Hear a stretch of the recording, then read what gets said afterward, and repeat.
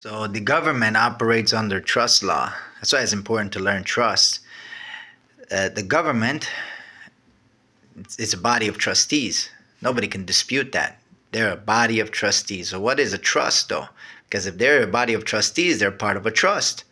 Well, what is a trust? Well, a lot of people will initially say that it is the arrangement between of a property to entrust it to somebody else for the benefit of somebody else, so, or the benefit of someone.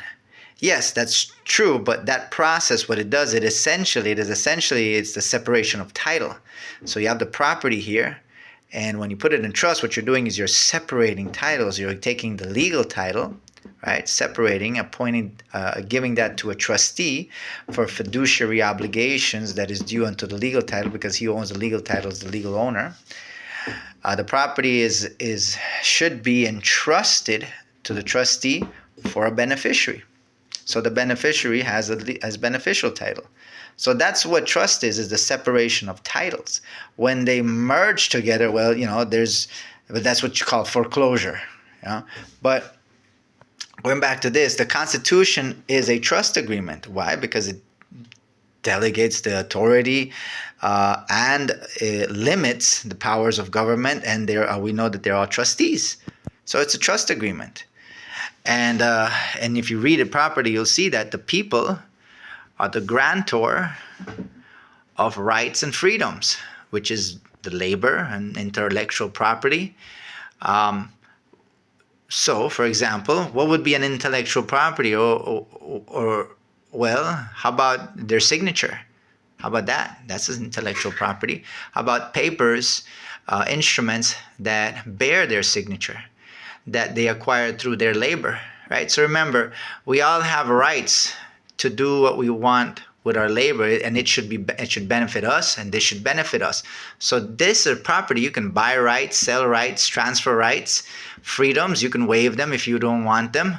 So these are properties that it is conveyed, was granted to government, so that the people individually as sovereigns, when they collectively give their power and freedoms to government, the government and the state or the country or the nation, whatever they wish to call themselves, they are a body of a sovereign body. That's how they get sovereignty. That I'm a sovereign body. Well, where the hell you get that from? It's from the people. The people granted it to them. So the public office is an office of trust.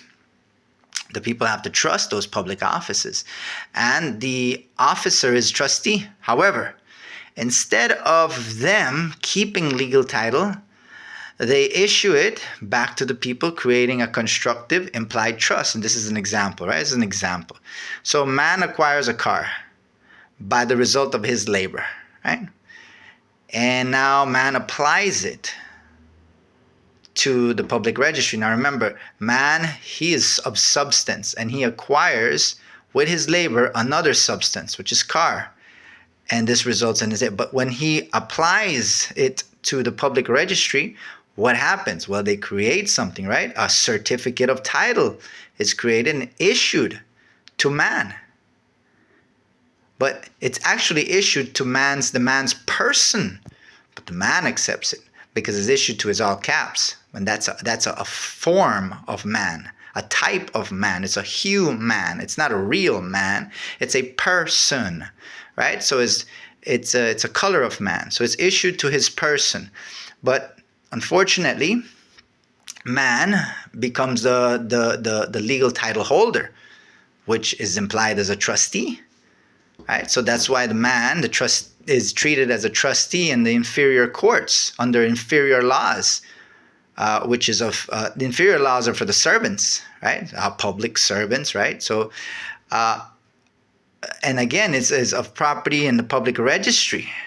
He becomes title holder of a property in public registry, which is, just the form of the property. So who's the beneficiary when this happens?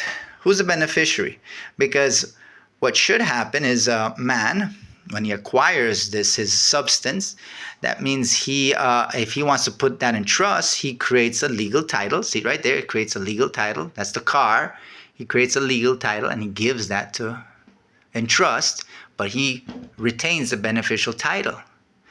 So now, if the legal title is vested in a trustee, then the trustee has the obligations, fiduciary obligations, that is expected and that is due with any issues arising from this. So it'd be insurance. He's probably have to, insure it, keep it up to standards, and keep up with the laws for the benefit of this right here, the beneficial title owner. But what's happening is that in this case right here, since man, when he takes the car and applies it to the public registry, he just hands it over. He doesn't really assign anything to the public trustees. So the public trustees, the public offices, they just issue a certificate of title, because anything in the public registry, well, that's in public domain and is considered, abandoned property. And who becomes a beneficiary now? Well, my guess would be the crown, because when you read the laws of the tax laws, it says the tax department collects interest for the crown. And what is a tax? Tax is property, is interest owed to the principal. So it appears that when this happens,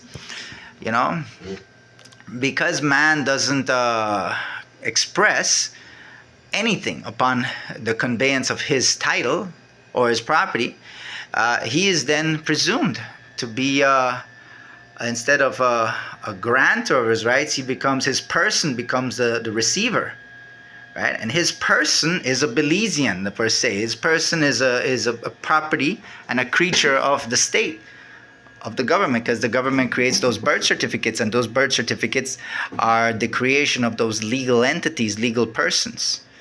So, just a quick little rundown here.